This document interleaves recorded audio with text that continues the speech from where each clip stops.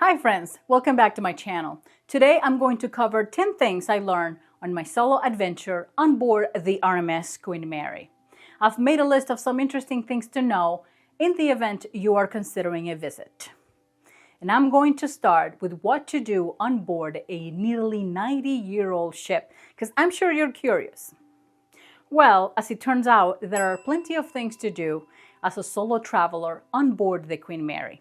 For starters, there are a number of tours and exhibits that you can participate in, whether you're staying on the ship or just visiting for the day. You can learn about her history, you can learn about all of the stars and celebrities that have stayed on board. You can take a haunted tour that takes you to all of the creepy places in the ship. And by the way, if you clicked on this video, you already know that the Queen Mary is known as the most haunted ship in the world. They sure play that up on board. It's quite fun. You can also visit the engine room, which is now a museum and showcases her inner workings. You can even see one of her propellers still in the water. The engineering behind how this ship worked in her heyday is fascinating. The ship has a model gallery showcasing a number of ocean liners across the times, and you can even see the largest Lego model ever built of the Queen Mary on the shipyard on Promenade Deck.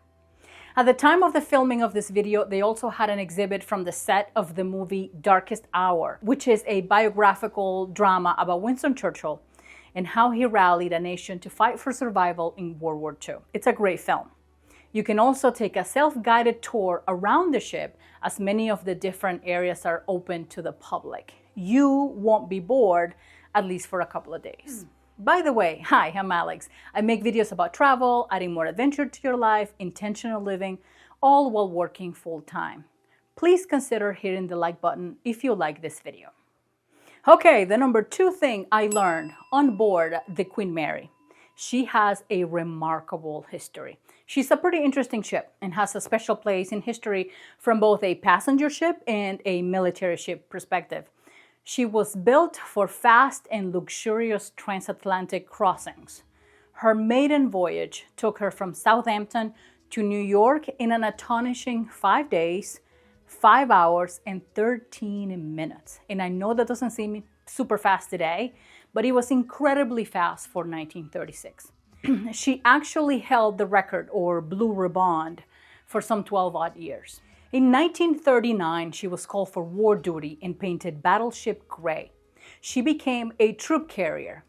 She is credited with having transported over 800,000 troops across the Atlantic, earning her the nickname the Grey Ghost. Not just for her looks, but her speed. I mean, she would just disappear. Sir Winston Churchill once said that she may have single-handedly shortened the war by as much as a year, which is simply incredible. In 1967, she took to the seas one last time from Southampton, bound for California, having been sold by Cunard to the city of Long Beach. But, interestingly, she was 8 feet too wide for the Panama Canal, so her journey took 39 days around South America, coming up to Long Beach from the Pacific side. That was nicknamed the Last Great Cruise. Can you imagine what an incredible party that must have been? Pretty cool. However, she is now a floating hotel for all of us to enjoy. In 2020, like most things, she was closed and did not reopen until June of 2023. During that time, she has gone through some significant renovations or preservations, and those are very much still ongoing. But since then, there's been a resurgence in interest. Hence why I visited this year. All right, number 3 thing that I learned while on board the Queen Mary. The view from the ship is fantastic. The Queen Mary has a vantage point and great view of the Long Beach Harbor. So I found myself on board spending a lot of time on the sun deck, either strolling the length of the ship because the weather was beautiful, or sitting on one of the many benches looking across the harbor at the marina and the skyline. I stayed over a long weekend and the harbor was so busy. You can sit there and watch the jet skis, the catamarans, the sailboats, even small fishing boats. You can also see the embarkation process on the Carnival cruise ship terminal from the stern of the ship. The cruise terminal is now housed in the geodesic dome that sits adjacent to the Queen Mary. And that was built in the 60s for Howard Hughes' Spruce Goose. Those of you aviation fans would know what I'm talking about. At night, it is even more spectacular. The ship is lit, the marina is lit, and the skyline just looks amazing. I say, come for the history and stay for the views. Okay, number 4, let's talk dining. The Queen Mary has a casual dining restaurant open for lunch and dinner, but also where the breakfast buffet is served, named Promenade Cafe. There is a seafood restaurant open for dinner called Chelsea Chowder House. There is a cafe midship that serves sandwiches, salads, Starbucks coffee, some delicious croissants, I can attest. And lastly, there's the 1930s Art Deco observation bar, which serves, of course, drinks, but also appetizers, and they have a happy hour menu as well. What is conspicuously absent is Sir Winston's, the 5-star award-winning restaurant and lounge. Sir Winston's is, at the time of filming this video, being remodeled and set to open again in January of 2025. Overall, I found the food delicious and of good quality. I mean, you are on board a historic ship in California across a pricey real estate market, so it was not economical by any stretch. But I mean, that was my expectation anyway. Number 5, for those of you that want to stay on the ship, let's talk accommodations. I stayed on a harborside king deluxe stateroom where I had a view of the harbor, so the marina, the skyline, in my opinion, the best view. My room was not the largest and not the smallest, so it was kind of the middle of the road room. I had plenty of space. I had a comfy king bed. I had 4 fluffy pillows, a rather thin duvet, and the signature Cunard square blue pillow. I had a couple of chairs and a coffee table, cable TV, 2 bottles of water. And the portholes actually open, which was great. The other thing that I think you should know is that there are no modern amenities like USB ports in the room. There are power outlets, but not by the bed. So you need to plan accordingly. For example, if you use a CPAP machine, you may need to bring an extension cord. Because of the very rich wood paneling, the rooms are also quite dark with minimal lighting. And the walls are paper thin. So again, you need to plan accordingly. I booked a spring retreat promotion, which included $50 food and beverage credit per day. So overall, I spent very little time in my room other than really sleeping at night.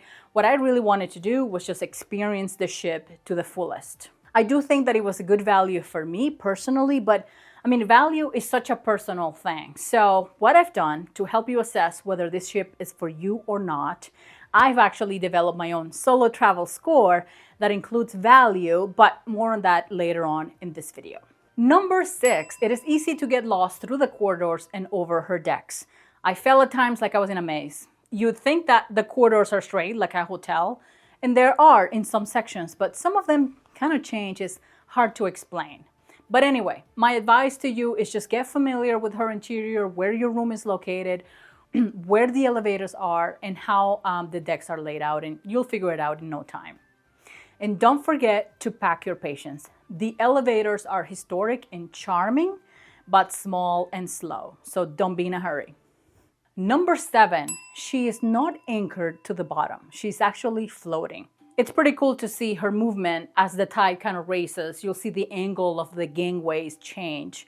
You really won't feel it, but you can see it at like various times throughout the day. There's been rumors that she's cemented in, but that's not true. That would actually destroy her. So she's happily floating. Number 8, is she really haunted? I can't say for sure. I'll leave that to the paranormal experts. I stayed on the same deck or floor as the most haunted cabin, which is Bravo 340 or B340. But I did not go near it. That's just not the reason I came to visit. I didn't hear anything unusual. Not even at night. I was there over a long holiday weekend. There were lots of parties, a wedding, I think even a live band. So it was busy and noisy. I don't know if that makes a difference. I will say though, I did stumble upon the isolation wall in the stern of the ship. One morning I was just walking around and that is by far one of the creepiest places I've ever been to. It looked like a regular exhibit, which you can visit on your own. I was all alone when I went down a very steep set of stairs and felt fine. I mean, halfway through this very narrow corridor. And then all of a sudden, I felt incredibly uneasy. I went through the rest of the ward so fast and decided to leave. You know when like the hairs on the back of your neck tell you that there's maybe something going on? Yeah, like that. So if you're into that kind of thing, this is most definitely the place for you. Number 9, she is beautiful in her own way. The RMS Queen Mary at the time of her construction was the most luxurious ship ever built. At that time in the 1930s, Art Deco was in fashion. And if you're not sure what Art Deco is, take a look at the Chrysler Building, for example, in New York, one of the most iconic examples of Art Deco architecture in the world. I personally find the style just stunning. Well, Queen Mary is an Art Deco ship. Art Deco is about symmetry, sharp angles, high contrast, the use of mixed materials like wood, metal, edge glass. It's all over the ship. The Queen Mary is as interesting to me as it is a classic, I think. And she's also known as the ship of woods.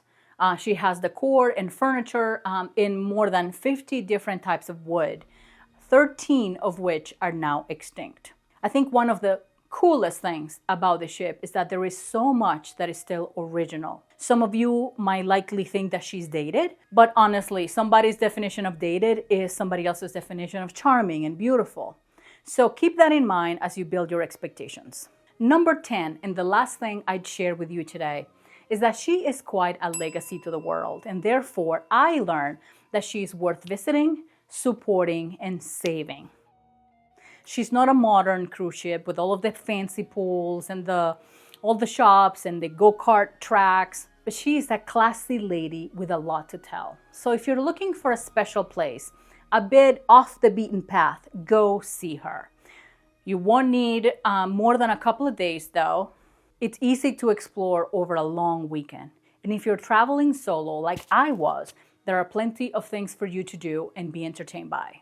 Which brings me to my solo travel score. Yes, I've developed my own solo travel score. By the way, totally unscientific and based on my own experience. And I've based this on 5 categories: value, safety, entertainment, convenience, and service. So let's dive in. Value, which to me is really price versus the experience, right? What you get out of this. I gave her 3 out of 5, and that's basically because it is pricey to stay on the Queen Mary. She's, again, a historic ship in California, so I think that that's to be expected. Safety, as a solo traveler, other than that one time in the isolation ward where I felt a little, that really had nothing to do with safety, really. But the journey from LAX to the ship and back, even considering the Uber rides, I say it's 5 out of 5. She's pretty safe. Entertainment and things to do, I give her a 4. Plenty to do, you won't be bored, but you also don't need a full week either. However, you can pair it with maybe other things that you can do in Southern California and make a full week vacation out of it. Convenience, it's close to the airport, plenty of transportation option. LAX is incredibly overcrowded and messy, but that's not the ship's fault. So that I give it a 4. Service. All of the staff were great. Everyone knew the ship so well, and they helped me during all of the times that I was looking for things. I was lost anyway. So I'd say in service, a 5. And I think that is a total of 21, which averages 4.2 stars out of 5. Not bad at all. So friends, this is all for now. I hope you've enjoyed this video and it helps you decide whether visiting the RMS Queen Mary is for you. And by the way, if you want to travel solo but you're not sure how to get started, watch this video next. Bye-bye.